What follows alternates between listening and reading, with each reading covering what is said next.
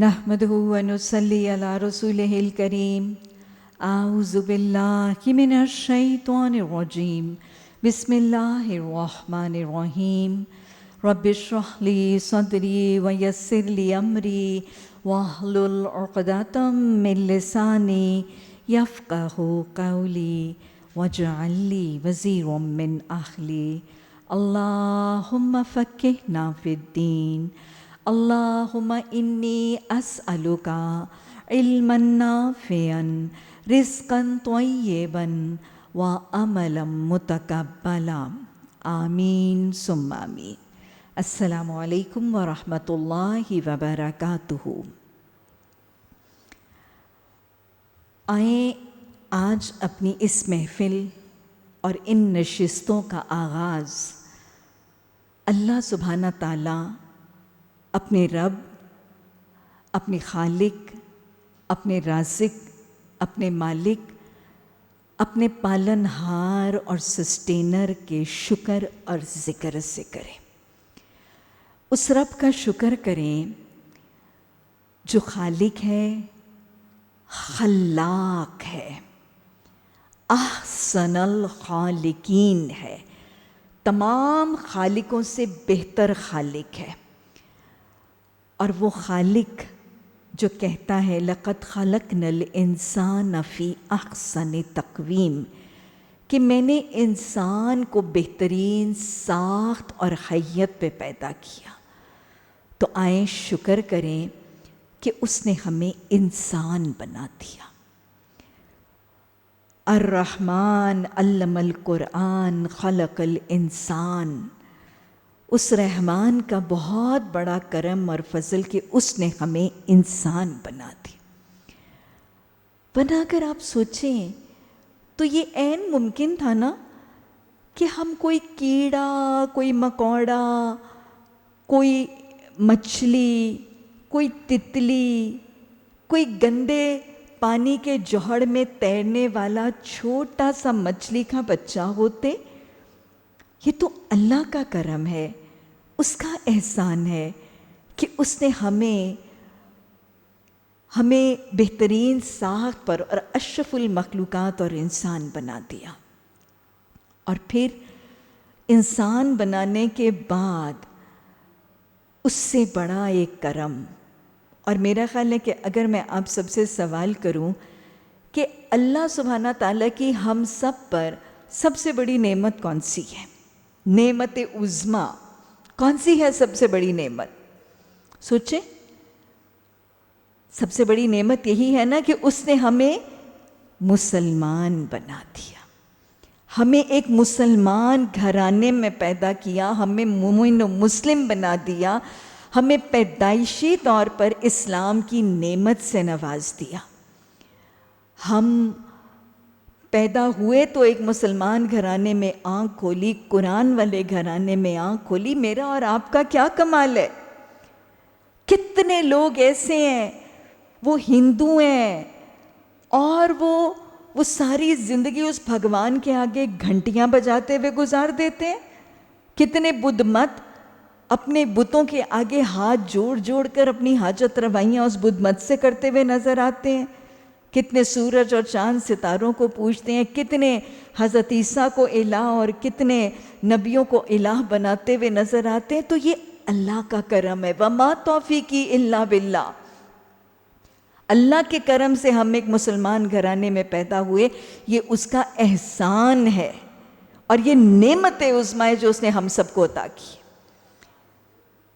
اور ہمیں اس امت کا فرد بنایا، اس نبی محمد صلی اللہ علیہ وسلم کا امتی بنایا جو رحمت للعالمین ہے، جو خاتم النبیین ہے. ہمیں اس امت کا فرد بنایا جس کو اللہ خود قرآن میں خیر امتن، دا بیسٹ امت کہہ کے پکارتا ہے. ہمیں امت وسطن کا فرد بنایا، ہمیں اس امت کا فرد بنایا، ان نبی صلی اللہ علیہ وسلم کا امتی بنایا جن کے لیے آپ نے فرمایا تھا کہ میں قیامت کے دن سب سے پہلے میدان حشر میں پہنچوں گا اور اپنے حوض پر وارد ہوں گا اور اپنی امت کو پہچانوں گا اور پھر میں ان کو حوض کوثر کا پانی پلاؤں گا۔ اور آپ نے فرمایا نا خوشخبری دیتے ہوئے کہ جو ایک دفعہ حوض کوثر کا پانی پی لے گا اس کو کبھی پیاس ہی نہیں لگے گی، اور جو حوض کوثر کے پانی سے محروم رہ جائے گا اس کی کبھی پیاس ہی نہیں بجھے گی۔ تو ہم، اللہ کا کرم ہے، ہم ان کے امتی ہیں، اس امت کے افراد ہیں جن کو شافی محشر کی شفاعت نصیب ہوگی، ساقی کوثر محمد صلی اللہ علیہ وسلم کے دست مبارک سے حوض کوثر کا پانی نصیب ہوگا۔ ہم اس امت کے افراد ہیں جن کے لیے آپ نے خوشخبری دی تھی 2/3 جنتی میری امت میں سے ہوں گے۔ آپ نے فرمایا کہ جنتیوں کی 80 صفیں ہوں گی اور ان 80 صفوں میں سے 60 صفیں میری امت کے افراد کی ہوں گی۔ اللہم اجعلنا منہم، اللہ ہمیں ان خوش نصیب امتیوں میں سے بنا دینا، اللہ ہمیں محروم نہ کرنا۔ اور پھر صرف یہی نہیں کہ ہمیں امتی بنایا، ہمیں امتیوں میں سے اللہ سبحانہ تعالیٰ نے ان افراد کے گروہ میں شامل کیا جن کو قرآن سے محبت ہے، جن کو قرآن سیکھنے، سکھانے، پڑھنے، پڑھانے، سمجھنے، سمجھانے کا شوق ہے، لگن ہے، تڑپ ہے اور شغف ہے۔ کیا خیال ہے، ایسا ہے کہ نہیں؟ کتنے لوگ ہیں، بستیوں کی بستیاں بھری پڑی ہیں، شہروں کے شہر بھرے پڑے ہیں، ملکوں کے ملک اسلامی ریاستیں بھری پڑی ہیں، لیکن سب کو تو اللہ قرآن پڑھنے کی توفیق نہیں دیتا۔ یہ کورس ہی ہے نا، اس کی دعوت، اس ایک کورس کی دعوت، بلیو یو می، ہزاروں نہیں لاکھوں کروڑوں لوگوں تک، کالیں، میسیجز، پوسٹیں، نیوز فیڈیں، ہینڈ آؤٹس، بینرز، ہر شکل میں اس قرآن کی دعوت گئی اور اتنے ایکسٹینسو پلیٹ فارمز پہ گئی، لیکن توفیق سب کو تو نہیں ہوتی، توفیق تو کچھ چنے ہوئے لوگوں کو ہوتی ہے، جن کے حدیث میں آتا ہے نا کہ کچھ لوگ ایسے ہوتے ہیں کہ اللہ فرشتوں کو حکم دیتا ہے کہ نشستوں پہ ان خوش نصیبوں کے نام لکھ دیے جائیں۔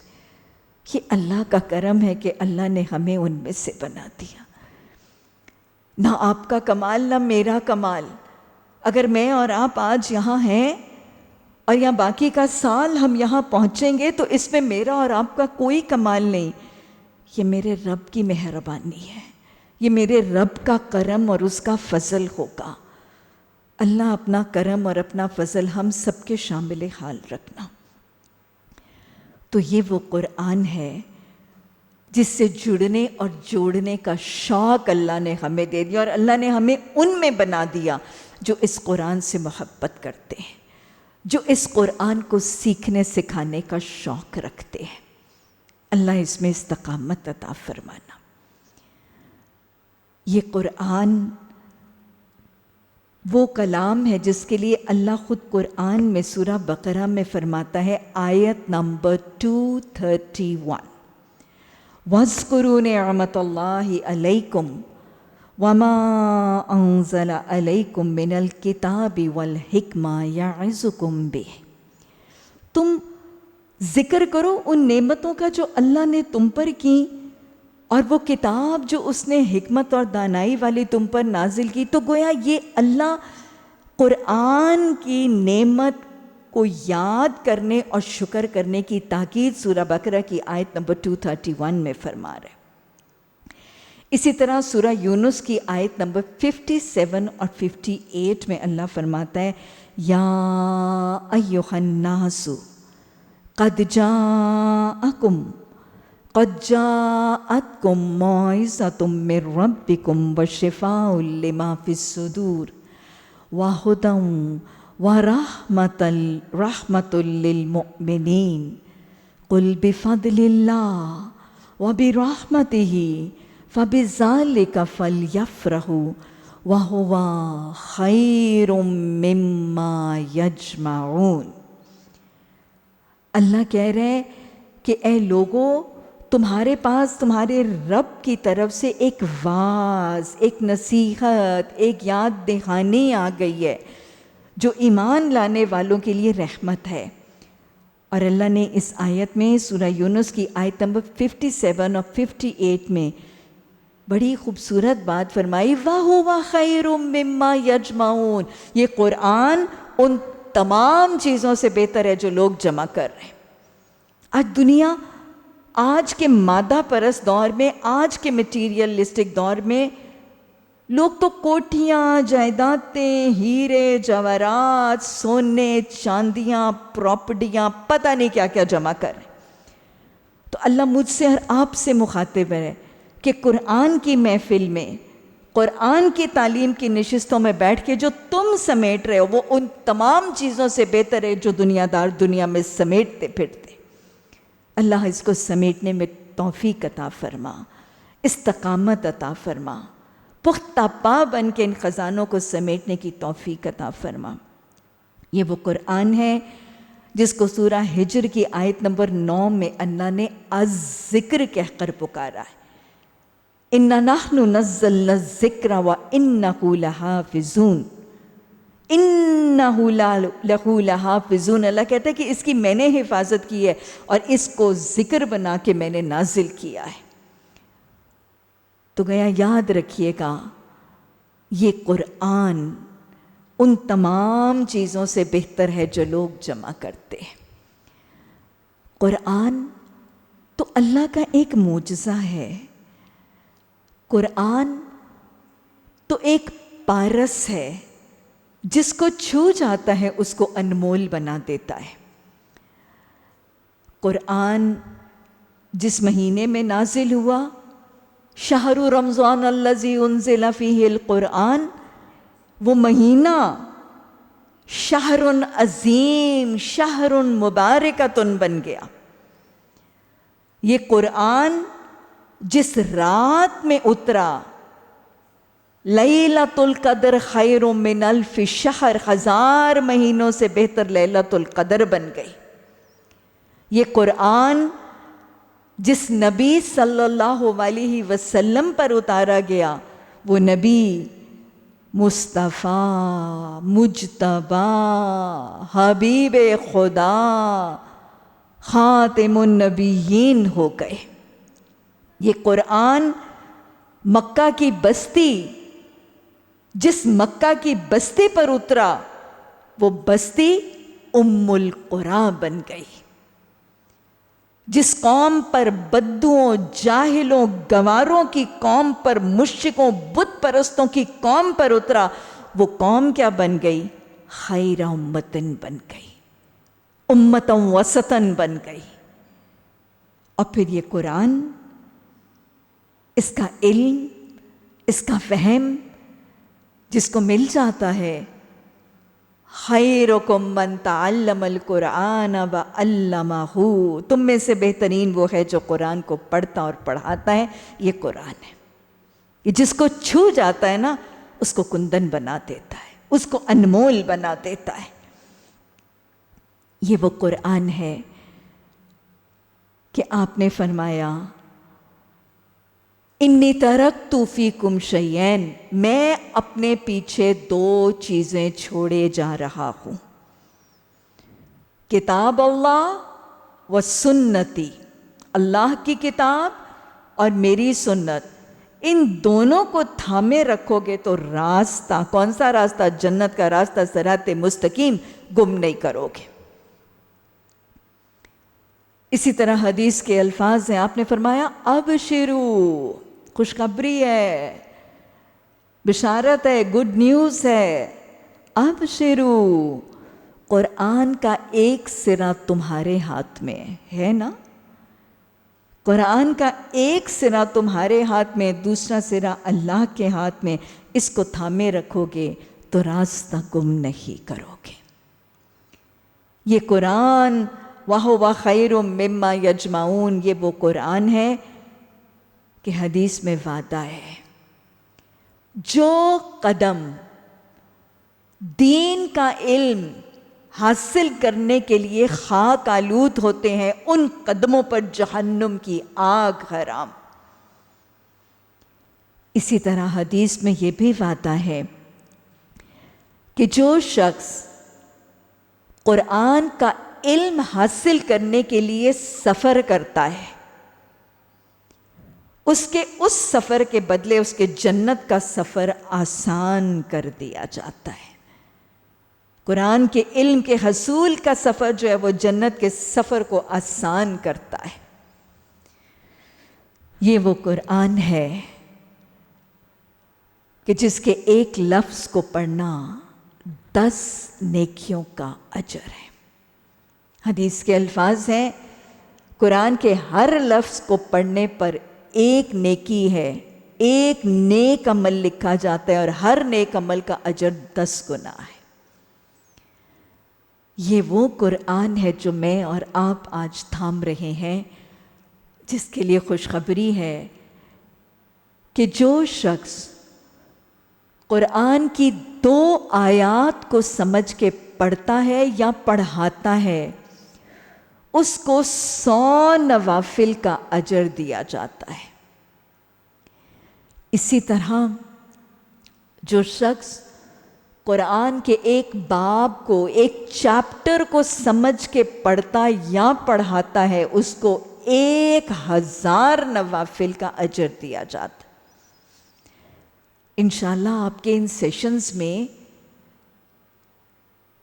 روزانہ کی بنیاد پر کتنی کثیر تعداد میں آیات اور رکوعات کا مطالعہ، احادیث کے ساتھ، سنت کے واقعات کے ساتھ ان کی تشریح، ان کی توضیح، ان کی وضاحت اور ایکسپلینیشن، 1000 نوافل کا اجر ایک ایک کلاس اور ایک ایک نشست میں۔ کوئی شخص بشری طور پر ایک دن میں 1000 نوافل نہیں پڑھ سکتا، لیکن قرآن کے ایک چیپٹر اور ایک باب کو پڑھنے والا، سمجھ کے پڑھنے والا، 1000 نوافل کا اجر دیا جائے گا۔ آپ نے فرمایا روضۃ الجنہ، ریاض الجنہ کہتے ہیں جنت کے باغ کو، تو آپ نے فرمایا روضۃ الجنہ، جب تمہارا گزر ان کے پاس سے ہو تو تم بھی کچھ چر چگ لیا کرو۔ صحابہ نے پوچھا کہ روضۃ الجنہ سے کیا مراد ہے اور ان کے چرنے چگنے سے کیا مراد ہے؟ تو آپ نے وضاحت میں فرمایا اس سے مراد قرآن کی تعلیم کی محفلیں ہیں۔ گویا قرآن کی تعلیم کی محفلیں جنت کے باغوں میں سے باغ ہیں، اور چرنے چگنے کا مطلب یہ ہے کہ کچھ سمجھنا، فہم، شعور، تفکر، تدبر، علم کا سمیٹنا اور سمونا۔ روضۃ الجنہ، جب تمہارا گزر ان کے پاس سے ہو تو تم بھی کچھ چر چگ لیا کرو۔ حدیث میں وعدہ ہے کہ زمین کے جس ٹکڑے پر اللہ کے ذکر کی، قرآن کی تعلیمات، اللہ کے احکامات، اس کی ذات، صفات، اختیارات، حلال حرام کے پہچان کی باتوں والی محفل، جس زمین کے ٹکڑے پر اللہ کے ذکر کی محفل برپا کی جاتی ہے، اللہ کا وعدہ ہے کہ اس زمین کے ٹکڑے کو اللہ اٹھا کے جنت میں داخل کر دے گا۔ اللہ اس زمین کے ٹکڑے کے ساتھ ہم سب کو ہمارے اگلوں پچھلوں کے ساتھ جنت کے بالا خانوں میں داخل فرما دینا۔ قرآن کا علم کتنی فضیلت ہے، قرآن کے علم کے حاصل کرنے والے کی، کہ آپ نے فرمایا عالم کی فضیلت۔ عالم کون ہوتا ہے؟ جو قرآن کا علم حاصل کرتا ہے۔ عالم کی فضیلت عابد پر۔ عابد وہ ہے جو نمازیں پڑھتا ہے، روزے رکھتا ہے، تہجد پڑھتا ہے۔ ہم تو شاید سمجھتے ہیں نا کہ عبادت کل دین ہے۔ آپ نے فرمایا عالم کی فضیلت عابد پر بالکل ویسی ہے جیسی چاند کی ستاروں پر. اور ایک اور جگہ آپ نے فرمایا بالکل ویسی ہے جیسے مجھے تم میں سے کسی ایک پر. جیسے نبی صلی اللہ علیہ وسلم کو امت کے کسی فرد پر جو فوقیت ہے وہی عالم کو عابد پر فوقیت ہے. اور قرآن کے علم کا حصول اللہ کو کتنا پسند ہے اور کتنا درجہ ہے. قرآن کو سیکھنا، سکھانا، سمجھنا اور اس کو لکھنا، یہ جو آپ ان سیشنز میں پڑھیں گی اور پھر لکھیں گی، اور مجھے پتہ ہے خوب ہی لکھیں گی. میں کئی دفعہ سیشنز میں یہ بات کرتی ہوں، آج تو آپ کا پہلا سیشن ہے نا، لیکن جیسے جیسے ہم آگے چلتے ہیں اور بچیاں سر نہیں اٹھا رہی ہوتی اور نوٹس لکھ رہی ہوتی ہیں، اور پھر کئی دفعہ میں دیکھتی ہوں کہ لکھتے لکھتے نا ہاتھ تھک جاتے ہیں اور پھر وہ پین رکھ کے نا تو اپنے ہاتھ دبا رہی ہوتی ہیں. بلیو یو می، مجھے اتنا پیار آتا ہے ان بچیوں پر اور دل سے دعا نکل رہی ہوتی ہے. دے تو شاید میں لیکچر رہی ہوتی ہوں لیکن میں دیکھ رہی ہوتی ہوں اور مجھے دل سے ان پہ اتنی محبت آ رہی ہوتی ہے اور دل سے دعائیں بھی نکل رہی ہوتی ہیں کہ اللہ ان کی ان تھکاوٹوں کو بھی قبول کرنا اور ان کے ہاتھوں کے ان ننے ننے مسلز اور پٹھوں کو بھی طاقت اور قوت عطا فرمانا. تو یہ یاد رکھیں، آپ صلی اللہ علیہ وسلم نے فرمایا عالم کے قلم کی سیاہی، یہ وہ سیاہی ہے جو انشاءاللہ آپ پورا سال استعمال کریں گی. وہ ایک ڈاٹ بھی جو آپ لگائیں گی، عالم کے قلم کی سیاہی کو جب قیامت کے دن تولا جائے گا تو اس کا وزن شہید کے خون کے وزن سے زیادہ ہوگا. پریشان نہیں ہونا، دل شکستہ نہیں ہونا، کم ہمت نہیں ہونا، حوصلہ نہیں چھوڑنا، بے صبری نہیں کرنی. اجر بے شمار ہے، اجر کا لامتناہی سلسلہ ہے. اللہ فرماتا ہے فَاذْكُرُونِي أَذْكُرْكُمْ، تم میرا ذکر کرو میں تمہارا ذکر کرتا ہوں. یہ ذکر کی محفلیں ہیں، قرآن کی تعلیم کی محفلیں، جہاں اللہ کا تعارف، اللہ کے احکامات کا تعارف، اس کے حلال حرام ڈوز ڈونٹس کا تعارف ہے، یہ ذکر کی محفلیں ہیں. تو اللہ کہتے ہیں تم میرا ذکر کرو میں تمہارا ذکر کرتا ہوں. ان محفلوں میں بیٹھنے والوں کا ذکر اللہ کیسے کرتا ہے؟ حدیث میں وعدہ ہے، حدیث قدسی کے الفاظ ہیں کہ اللہ سبحانہ تعالیٰ فرماتے ہیں کہ میں اپنے بندے کے گمان سے بڑھ کے معاملہ کرتا ہوں. جب میرا بندہ مجھے دل میں یاد کرتا ہے تو میں بھی اسے دل میں یاد کرتا ہوں. میرا بندہ جب مجھے ایک محفل میں یاد کرتا ہے تو میں اس سے بہتر محفل، کون سی محفل؟ فرشتوں کی محفل، میں اس سے بہتر محفل میں اسے یاد کرتا ہوں.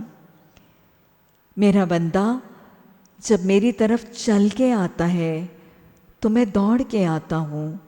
میرا بندہ جب میری طرف ایک ہاتھ آتا ہے تو میں 10 ہاتھ آتا ہوں. اور اللہ ذکر کی محفل میں بیٹھنے والوں کا ذکر اللہ فرشتوں کی محفل میں کیسے کرتا ہے؟ حدیث کا وعدہ ہے، طویل حدیث ہے اس لیے میں اس کا مفہوم اپنے الفاظ میں بیان کروں گی. آپ صلی اللہ علیہ وسلم نے فرمایا الملائکۃ سیارہ، فرشتے سیر کرتے ہیں، چلتے پھرتے ہیں، اور وہ کچھ ذکر کی محفلیں تلاش کر رہے ہوتے ہیں. یہ جیسے میری اور آپ کی محفل ہے جہاں لوگ بیٹھ کے اللہ کے احکامات اور اللہ کی تعلیمات پہ بات کر رہے ہیں، تو فرشتے ایسی محفلیں تلاش کرتے ہیں. اور پھر کیا ہے؟ حدیث میں آتا ہے کہ جب فرشتوں کو ایسی محفلیں مل جاتی ہیں تو پھر فرشتے ان محفلوں کو گھیر لیتے ہیں، ان کے گرد ایک سرکل، ایک احاطہ بنا لیتے ہیں. اور حدیث میں آتا ہے کہ وہ فرشتے پھر آسمان اور زمین کے درمیان آنے جانے والے فرشتوں کو روکتے ہیں، اور روکنے کے بعد حالت یہ ہوتی ہے کہ زمین سے لے کے آسمان تک فرشتے اس محفل کے گرد گھیرا بنا لیتے ہیں. کیفیت اپنے اوپر طاری کر لیجئے.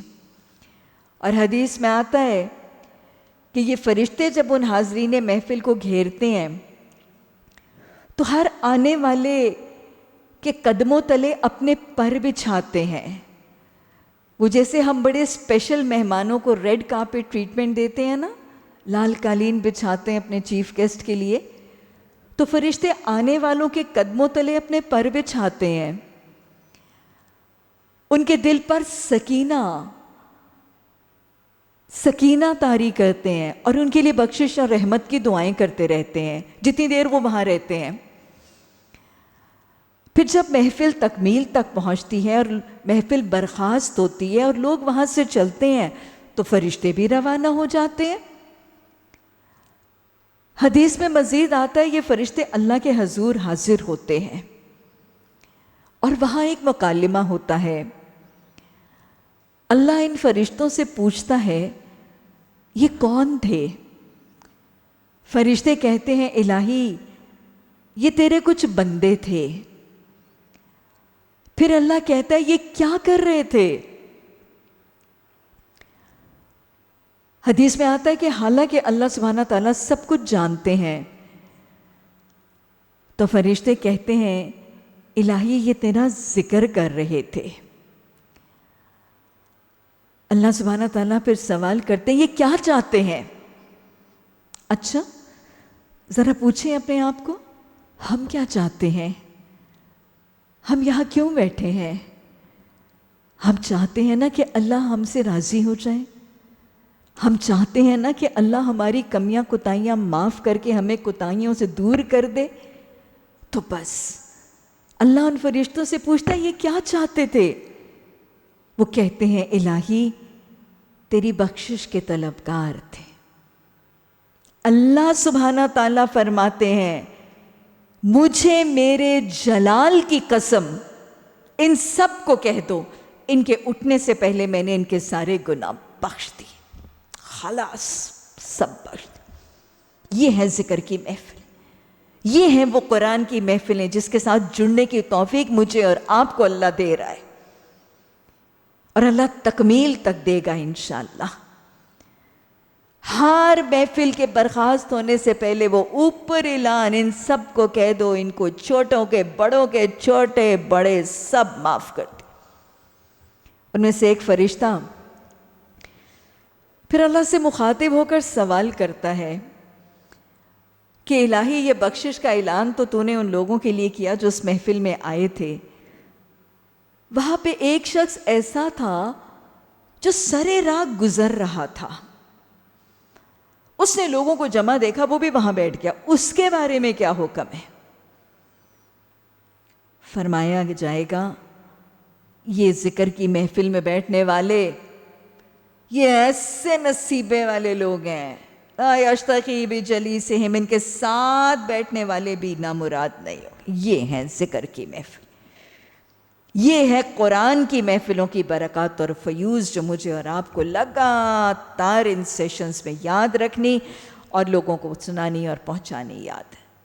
وہ ہمارا معاشرہ، وہ ماحول جو قرآن کو پڑھنے میں کچھ خائف ہوتا ہے، قرآن کی نشستوں کے ساتھ جڑنے میں کچھ ٹھٹکتا ہے، رکتا ہے. دنیا کی تعلیم میں تو چلے جائیں، اس کو کیا پڑھیں.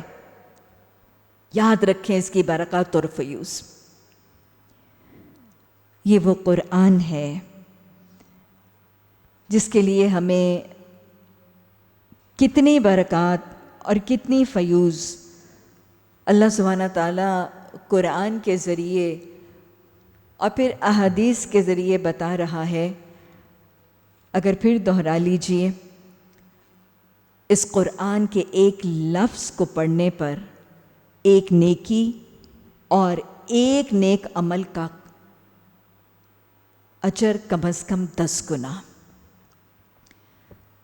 تو لہٰذا ہر لفظ کے پڑھنے پر 10 نیکیوں کا ثواب اور اجر کا وعدہ.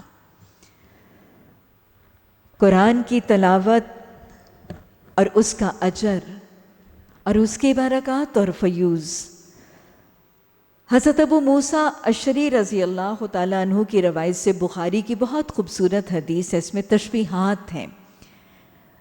آپ نے فرمایا قرآن کی تلاوت کرنے والے مومن کی مثال لیمو کی سی ہے، یعنی ایک تو قرآن کی تلاوت کر رہا ہے اور دوسرا وہ قرآن کو اور قرآن کی ماننے والا مومن بھی ہے۔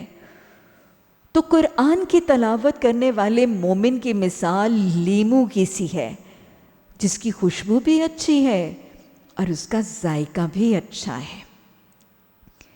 پھر آپ نے فرمایا قرآن کی تلاوت نہ کرنے والے مومن کی مثال کھجور کی سی ہے تو مومن لیکن قرآن کی تلاوت نہیں کرتا، اس کی مثال کھجور کی سی ہے جس کا ذائقہ تو اچھا ہے لیکن اس کی خوشبو نہیں ہے۔ گویا ذائقہ ایمان اور اطاعت کی وجہ سے ہے، ایمان کی مٹھاس ہے، ایمان کی حلاوت اور چاشنی ہے، اور خوشبو جو ہے وہ قرآن کی تلاوت کی وجہ سے ہے۔ اسی طرح پھر آپ صلی اللہ علیہ وسلم نے فرمایا قرآن کی تلاوت کرنے والے گناہگار کی مثال ریحان کی سی ہے، جس کی خوشبو تو وہ اچھی ہے لیکن اس کا ذائقہ کڑوا ہے، گناہ کا ذائقہ کڑوا ہے، لیکن قرآن کی تلاوت کی وجہ سے اس کی موجودگی سے ایک مہک ضرور ہے۔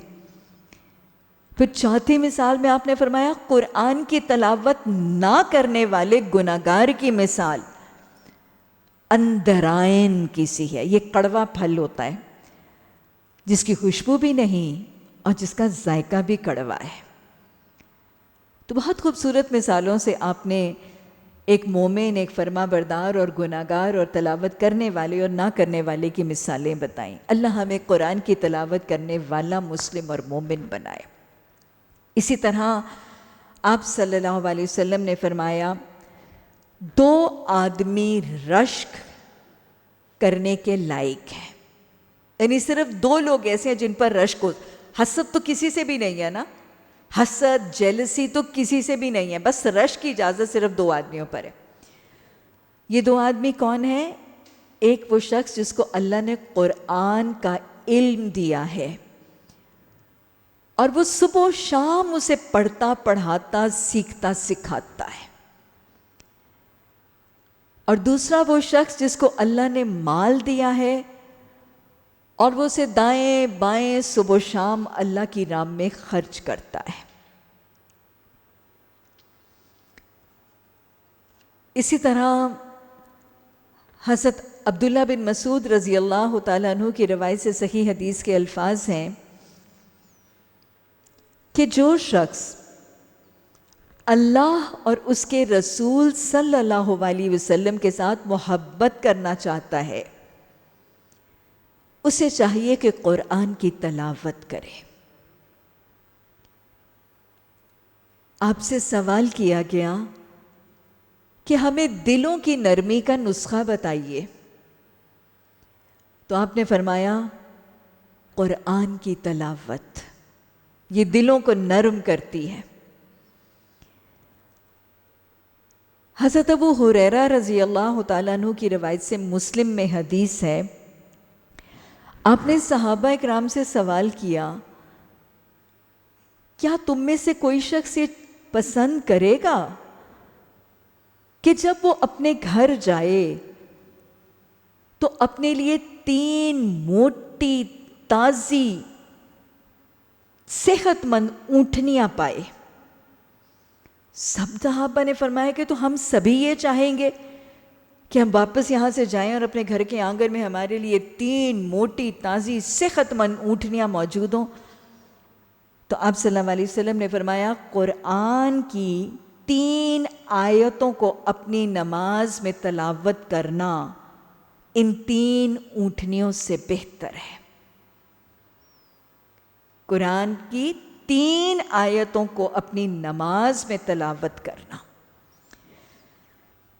اسی طرح تہجد کی نماز میں قرآن کی آیات کی تلاوت، حضرت فضالہ بن عبید رضی اللہ تعالیٰ عنہ کی روایت سے حسن حدیث ہے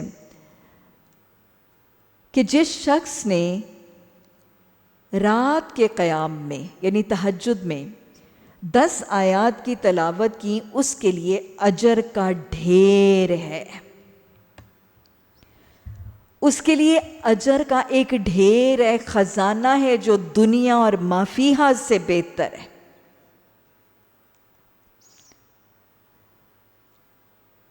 اور ایک اور حدیث میں وعدہ ہے 100 آیات کے حوالے سے۔ حضرت تمیم داری روایت کرتے ہیں کہ آپ صلی اللہ علیہ وسلم نے فرمایا کہ جس شخص نے رات کو 100 آیات پڑھیں، اس کے لیے ساری رات کے قیام کا اجر لکھ دیا جائے گا۔ یعنی تہجد کی نماز میں رات کو 100 آیات کی تلاوت کی تو اس کو اتنا اجر ملے گا کہ جیسے وہ ساری رات سویا ہی نہیں اور اس نے ساری رات قیام کیا۔ حضرت عبداللہ بن عمر بن العاص رضی اللہ تعالیٰ عنہ کی روایت سے حدیث ہے کہ آپ نے فرمایا کہ جس شخص نے روزانہ قرآن کی 10 آیات کی تلاوت کا اہتمام کیا، اس کا نام غافلوں میں نہیں لکھا جائے گا۔ وہ جو اللہ قرآن میں کہتا ہے نا وَلَا تَكُن مِّنَ الْغَافِلِينَ کہ تم غافلوں میں نہ ہونا، تو جو دن میں کم از کم 10 آیات تلاوت کر لے گا نا، پھر اس کا نام غافلوں کی فہرست اور لسٹ میں سے نکال دیا جائے گا، یہ غافل نہیں تھا۔ جس نے روزانہ 100 آیات پڑھنے کا اہتمام کیا، اس کا نام فرما برداروں میں لکھا جائے گا۔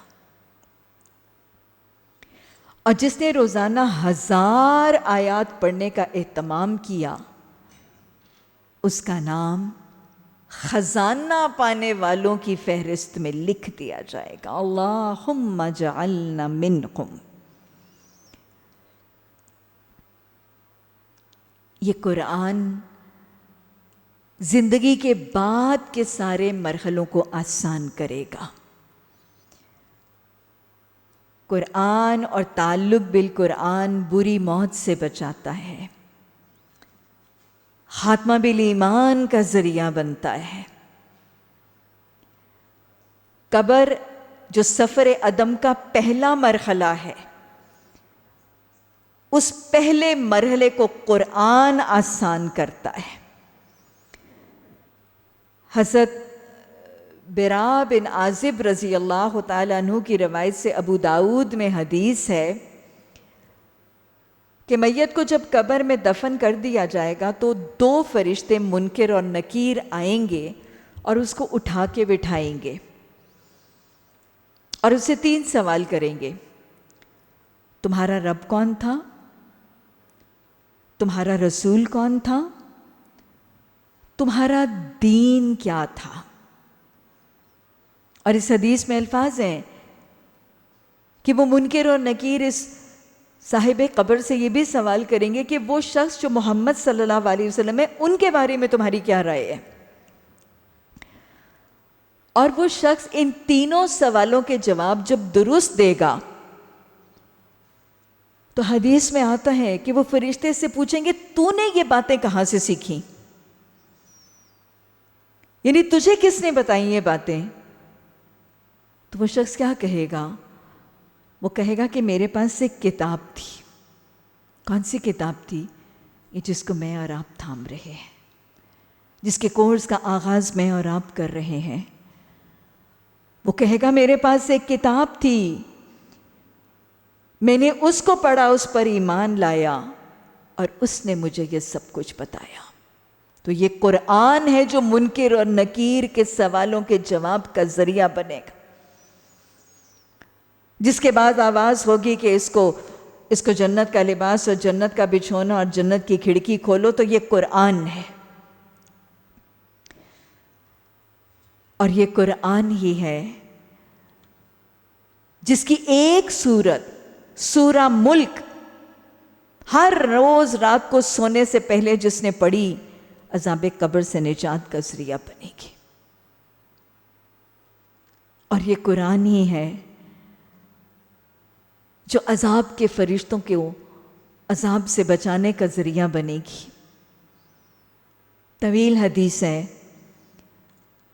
کہ جب عذاب کے فرشتے آئیں گے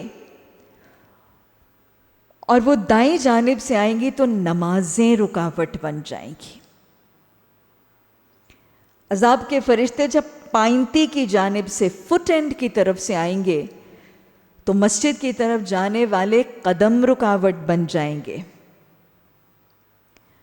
وہ جب بائیں ہاتھ کی طرف سے آئیں گے تو زکوٰۃ رکاوٹ بن جائے گی. وہ جب آگے کی طرف سے آئیں گے تو صدقات یعنی زکوٰۃ سے زیادہ جو کسی نے دیا ہوگا وہ صدقات رکاوٹ بن جائیں گے. اور پھر وہ عذاب کے فرشتے جب سرہانے کی طرف سے ہیڈ اینڈ کی طرف سے آئیں گے تو قرآن رکاوٹ بن جائے گا. یہ وہ قرآن ہے جو قبر کے اندھیروں کو دور کرنے کا ذریعہ بنے گا. ہمیں حدیث میں پتہ چلتا ہے کہ جو صاحب قرآن ہے اس کے لیے قرآن اس کی قبر میں 14ویں کے چاند کے جیسی روشنی کا ذریعہ بنے گا. اور پھر قبر کی تنہائی، یہ قرآن صاحب قرآن کے لیے قبر کی تنہائی کو دور کرنے کے لیے خوبصورت نوجوان کی شکل میں اس کی تنہائی کو دور کرنے کا ذریعہ بنے گا.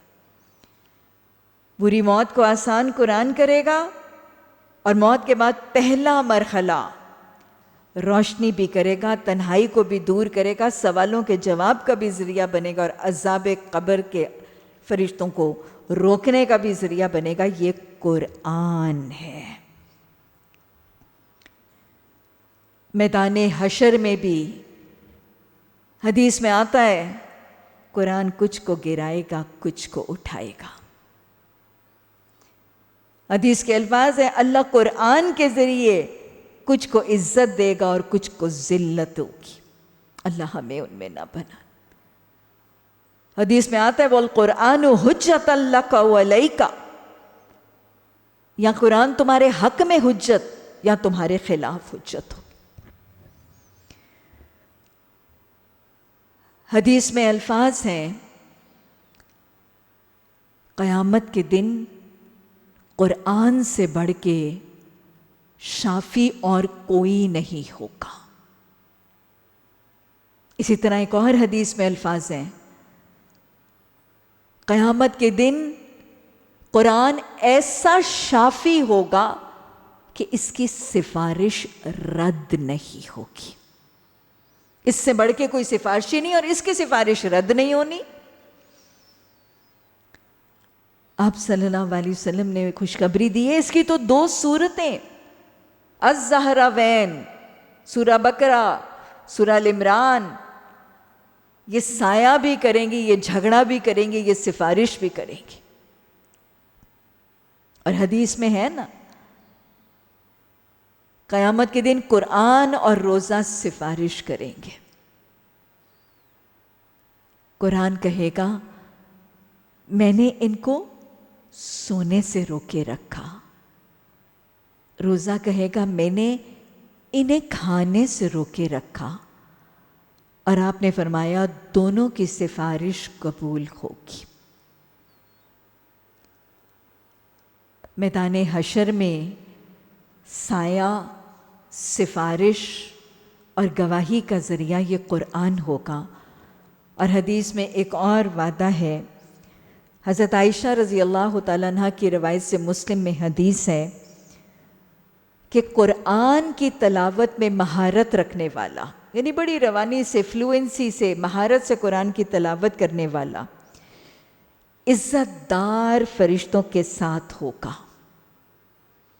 اللہ کے جو معزز فرشتے ہیں نا ان کے ساتھ ہوگا جو بڑی روانی سے قرآن کی تلاوت کرتا ہے. اور جو تلاوت کرنے میں اٹکتا ہے اور جو تلاوت کرنے میں مشکل محسوس کرتا ہے لیکن کوشش کرتا ہے اس کے لیے دوہرا اجر ہوگا. ایک اس کی کوشش کا اور ایک اس کی تلاوت کا۔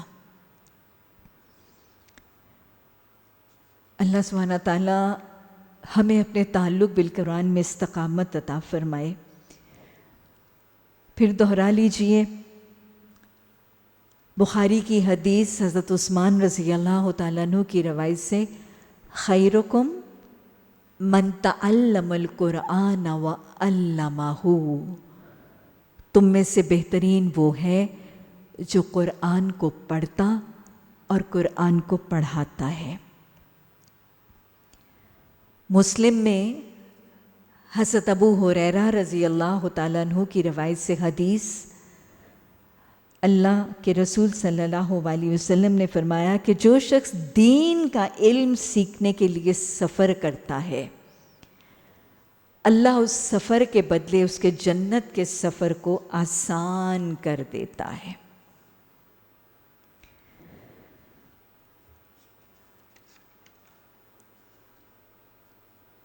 اللہ سبحانہ تعالیٰ نے کتنا اجر رکھا ہے قرآن کا علم حاصل کرنے والے کے لیے، اور کتنی دعائیں اس کو ملتی ہیں اللہ کی مخلوق کی۔ ایک شخص بہت طویل سفر کر کے حضرت ابو ہریرہ رضی اللہ تعالیٰ عنہ کے پاس حاضر ہوا اور ان سے ایک مسئلہ پوچھا۔ حضرت ابو ہریرہ دمشق میں تھے۔ یہ شخص مکہ یا مدینہ سے چل کے دمشق گیا اور حضرت ابو ہریرہ سے ایک دین کا مسئلہ دریافت کیا۔ اس کے سوال کا جواب دینے سے پہلے حضرت ابو ہریرہ رضی اللہ تعالیٰ عنہ نے اس شخص سے سوال کیا، میرے بھائی مجھے یہ بتاؤ کہ تم جو اتنا سفر طے کر کے آئے ہو، کیا تم کسی دنیاوی کام کے لیے آئے تھے اور ساتھ مجھ سے مسئلہ پوچھ رہے ہو، یا تم اتنا سفر طے کر کے آئے ہی صرف یہ مسئلہ پوچھنے کے لیے تھے؟ بات سمجھ میں آئی؟ کہ مطلب تم کسی اپنے کاروبار کے لیے، کسی بزنس کے لیے، کسی اور کام کے لیے آئے تھے اور تمہیں پتہ چلا حضرت ابو ہریرہ بھی یہاں پہ، تم نے کہا چلو میں یہ بھی پوچھ لوں، تو تم کس مقصد سے آئے ہو؟ اس نے کہا کہ میرا اللہ جانتا ہے میں یہ دین کا مسئلہ، یہ حدیث کا مسئلہ پوچھنے کے علاوہ اور کسی مقصد سے نہیں آیا، میرا صرف مقصد یہ تھا۔ تو حضرت ابو ہریرہ رضی اللہ تعالیٰ عنہ نے فرمایا، تمہیں میں تمہارے سوال کا جواب تو بعد میں دیتا ہوں، پہلے میں تمہیں وہ خوشخبری نہ سنا دوں جو ابو القاسم محمد صلی اللہ علیہ وسلم سے میں نے سنی، کہ جب کوئی شخص دین کا علم حاصل کرنے کے لیے نکلتا ہے تو فرشتے اس کے قدموں تلے اپنے پر بچھاتے ہیں، اس کے دل پر سکینہ طاری کرتے ہیں اور اس کے لیے بخشش اور رحمت کی دعائیں کرتے ہیں۔ ہواؤں کے پرندے، جنگل کے درندے، سمندر کی مچھلیاں اور آسمان پر فرشتے، یہ ہیں وہ دعائیں جو دین کا علم حاصل کرنے والوں کو ملتی ہیں، اور یہ ہے وہ سکینہ اور اللہ کی رحمتیں اور برکتیں جو خالصتاً دین کا علم حاصل کرنے والے سمیٹتے ہیں۔ ربنا ثبت اقدامنا یا مقلب القلوب ثبت قلبی علی دینک یا مصرف القلوب صرف قلبی علی طاعتک۔ آپ صلی اللہ علیہ وسلم نے فرمایا کہ وہ شخص جو قرآن کو سکھاتا ہے، اس کو ہر شخص کے سیکھنے والے شخص کے عمل کا اجر اس کے عمل کے برابر مل جاتا ہے۔ اور یہ وہ قرآن ہے جو حشر کے بعد آسان حساب کا ذریعہ بنے گا، پل صراط پر نور بنے گا، اور جب وہ قرآن پڑھنے والا اور حافظ قرآن، صاحب قرآن جب جنت میں داخل ہوگا تو اس سے کہا جائے گا، پڑھتے جاؤ چڑھتے جاؤ، پڑھتے جاؤ چڑھتے جاؤ، اور دیکھو ویسے ہی رک رک کر پڑھو جیسے تم دنیا میں پڑھتے تھے، تمہارا آخری ٹھکانہ اور درجہ وہ ہوگا جہاں تمہارا قرآن مکمل ہوگا۔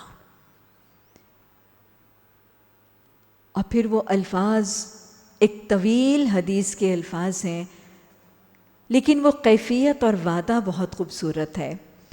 اپنے الفاظ میں اس حدیث کا مفہوم بیان کروں کہ قیامت کے دن اللہ کے حکم سے ایک شخص کو جنت کے 2 حلوں میں سے بہترین حلے عطا کیے جائیں۔ جو جنت کے گاؤنز ہیں نا، جنت کے روبز، وہ شاہانہ لباس، ان لباسوں میں سے 2 بہترین لباس اس کو دیے جائیں گے۔ اور پھر اس شخص کے سر پر ایک تاج رکھا جائے گا۔ آپ کو پتہ ہے تاج حکومت کی، عزت کی، عہدے اقتدار کی علامت ہوتی ہے نا۔ اس کے سر پر ایک تاج رکھا جائے گا جو حدیث کا مفہوم بتاتا ہے کہ وہ اتنا روشن ہوگا کہ اگر سورج بھی تمہارے گھروں کے آنگن میں اترے تو اس سے زیادہ روشن ہوگا۔ آپ کو کیفیت من میں آ رہی ہے؟ جنت کے لباسوں میں سے 2 بہترین لباس، اس کے سر پہ کتنا روشن تاج، اور وہ شخص پوچھے گا کہ یہ میری عزت، یہ میرا اشراف کیوں؟ تو اسے کہا جائے گا اس قرآن کے بدلے جو تو نے اپنی اولادوں کو پڑھایا تھا۔ ذرا سوچیں، صاحب قرآن کے والدین کا حال یہ ہے تو خود صاحب قرآن کا حال کیا ہوگا؟ الہی صاحب قرآن بنانا، الہی صاحب قرآن بنانا، حامل قرآن بنانا، عالم قرآن بنانا، اور سب سے بڑھ کے عامل قرآن بنانا۔ اللہ ہماری نسلوں میں کسی کو قرآن سے محروم نہ کرنا۔ اللہ ہمارے جوانوں کو قرآن عطا فرما، ہماری ذریت کو قرآن عطا فرما، اور ان کو قرآن کے خادم، دائی، مبلغ، قرآن کے حافظ، قرآن کے عالم، حامل اور عامل بنا۔ الہی ہمیں محروم نہ کرنا۔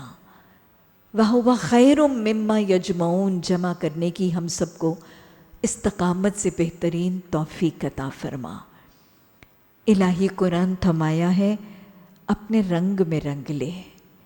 الہی اپنے رنگ میں رنگ کے صبغۃ اللہ چڑھا کے ہمیں ایسا بنا دے کہ ہم تجھے پسند آ جائیں، ہمیں ایسا بنا دے کہ ہم تیرے کام کے ہو جائیں۔ اللہ اپنے کام کا بنا، اپنے کام میں لگا، ہم سے راضی ہو جا اور ہمیں راضی کر دے۔ ربنا لا تزغ قلوبنا بعد إذ هديتنا وهب لنا من لدنك رحمة إنك أنت الوهاب۔ سبحانك اللهم وبحمدك نشهد أن لا إله إلا أنت نستغفرك ونتوب إليك۔ سبحان ربك رب العزة عما يصفون والسلام على المرسلين والحمد لله رب العالمين۔ آمین ثم آمین۔